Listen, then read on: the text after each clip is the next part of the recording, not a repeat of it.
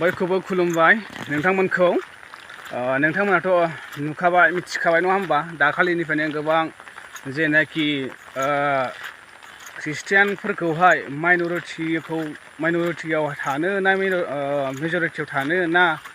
माबा माबि होननाय सोदोब माखासे नङा होमबा दा बेखौ लानानै गोबां माखासे मानसिफोरा जोंनि ख्रिस्टियान मानसिफोरा दुखु मोननाय फोरमायदों आरो दुखु मोनथावथाव बे थारैनो गनायथाव नङा। दा संसारा दा माब्रै जालांनो हमदों रावबो मिथिया। दा मानो बेफोरबायदि जेनाखि हिन्दुफोरनि जे लिडारफोरा बा राजनितिकनि लिडारफोरा नङा होमबा राजनितिकनि लिडारफोरा दिनै मानो बेफोरबायदि बाथ्रा ओंखारबाय थादों नङा होमबा खालि ख्रिस्टियानफोरनि सायावल' बा धोरोमनि सायावल' नङा होमबा राजनितिकआव ओंखारनानै पलिटिकेलाव गोसो होनानै माखासे गावसिनि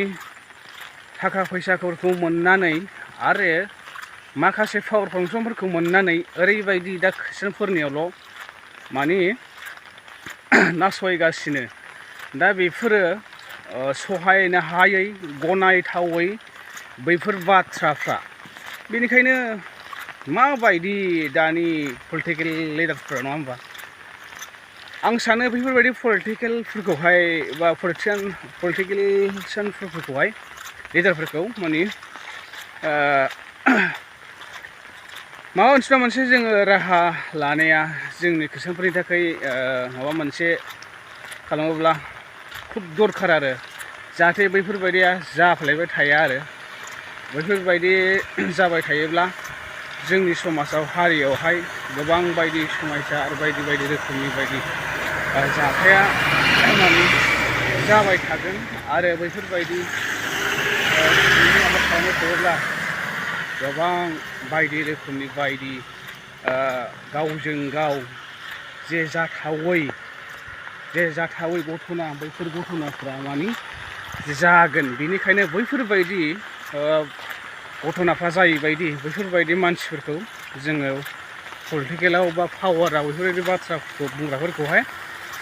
दोनैयाबो मोजां जागोन होननानै आं सानो आरोना। बेनिखायनो जों बयबो खौसे जाहाथे बैफोरबायदि पलिटिकेल लिडारफोरा हिन्दु ख्रिस्टान दावराव खालामाजासे आरो बोखावनो हाजासे